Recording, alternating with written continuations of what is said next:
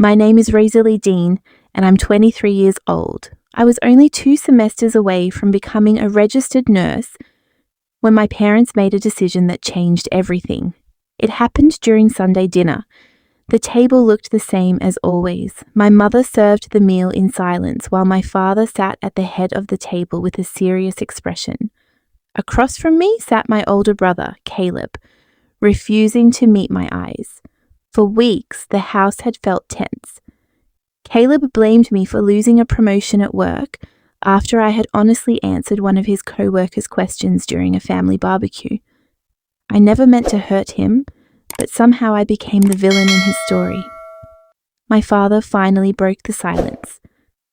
"As long as we're paying for your education," he said, "you'll apologize to your brother." I looked at him confused. I already apologized for upsetting him. "Not enough," he replied. "Until you give Caleb the apology he deserves, we're stopping your tuition payments." The room became painfully quiet. My mother didn't defend me, she simply lowered her eyes and refilled Caleb's glass. In that moment, I realized something heartbreaking. My future wasn't being judged by my grades or my hard work. It was being used as a weapon to force me into admitting something I hadn't done. I looked at each of them, took a slow breath, and quietly answered with one word. "All right." They thought I had given up. They had no idea I had just made the biggest decision of my life.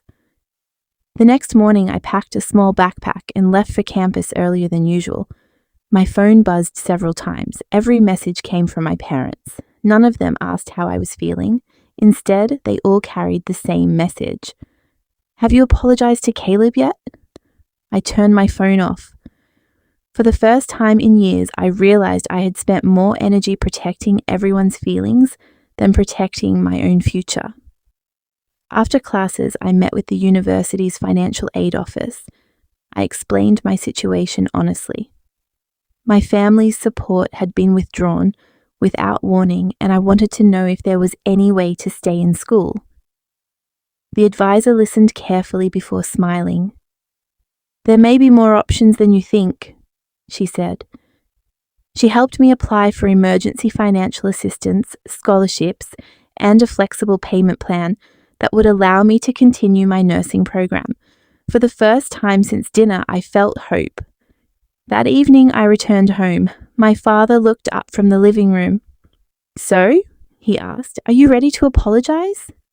I met his eyes. No. The room fell silent. "I won't confess to something I didn't do just to make everyone else comfortable." My brother looked away. My mother's face tightened. My father slowly stood. "If that's your decision," he said, "then you're on your own." I nodded. I guess I always have been. Without another word, I walked to my room and quietly began planning the next chapter of my life. The following weeks were the hardest of my life. I balanced nursing classes during the day and worked long evening shifts at a small cafe just to cover rent and basic expenses. Some nights I slept only a few hours before returning to campus. It was exhausting. But every difficult day reminded me why I had refused to surrender. One afternoon, my program director asked me to stop by her office. For a moment, I feared something had gone wrong. Instead, she smiled. "Rosalie," she said, "your professors have noticed your determination. We'd like to recommend you for a competitive nursing scholarship." I could barely believe what I was hearing. A week later, I sat through an interview where I spoke honestly about resilience, responsibility, and why becoming a nurse meant so much to me. I never mentioned my family with anger. I simply shared the truth. Several days later, an email arrived. I had been awarded the scholarship. It covered my remaining tuition and included a living stipend that would allow me to finish school without depending on anyone else. For the first time in months, I cried. Not because I was hurting, but because I finally understood something important. The people who believed in me had never asked me to sacrifice my dignity. Meanwhile, back at home, my parents were beginning to realize I hadn't come back to apologize. This time, I wasn't coming back at all. Nearly a year passed without a single meaningful conversation with my family. I graduated from nursing school with honours, accepted a position at one of the city's largest hospitals, and slowly built the peaceful life I had once believed was impossible. Then one evening my phone rang. It was my mother. For a long moment I simply stared at the screen before answering. Her voice was quiet, much quieter than I remembered. "Rosalie, can we talk?" I agreed to meet them at a small cafe the following weekend. When I arrived, both of my parents were already there. They looked older, tired, almost as if the past year had changed them as much as it had changed me. My father spoke first. "We were wrong," he admitted.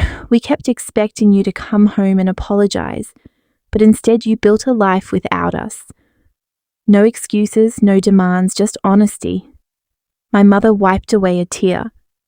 "I should have protected you," she whispered. Instead, I stayed silent. For the first time, I believed she truly meant it. I listened carefully before answering.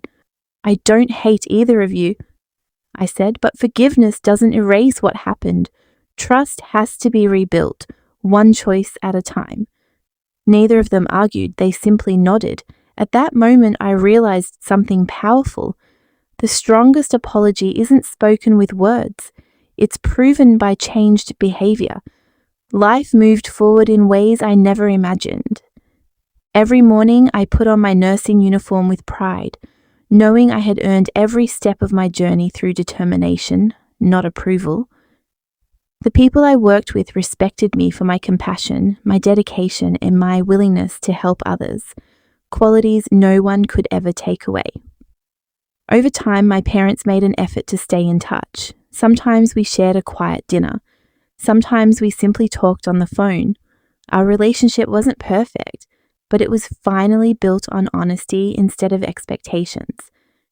As for Caleb, we slowly learned to treat each other with mutual respect. We never became as close as we had been as children, but we stopped letting old resentment define our future. Looking back, I realized the greatest lesson wasn't about losing financial support. It was about discovering my own strength. The moment I stopped chasing my family's approval was the moment I truly became free. No scholarship, degree, or career could ever compare to that feeling. Success isn't measured by how many people believe in you. It's measured by your ability to keep believing in yourself when no one else does. And sometimes the hardest road leads to the life you were always meant to live. If my story teaches anything, let it be this: never allow someone else's expectations to decide your worth. Stand by your values, protect your dreams, and keep moving forward. One day, you'll look back and realize that the moment everything fell apart was actually the moment your real life began.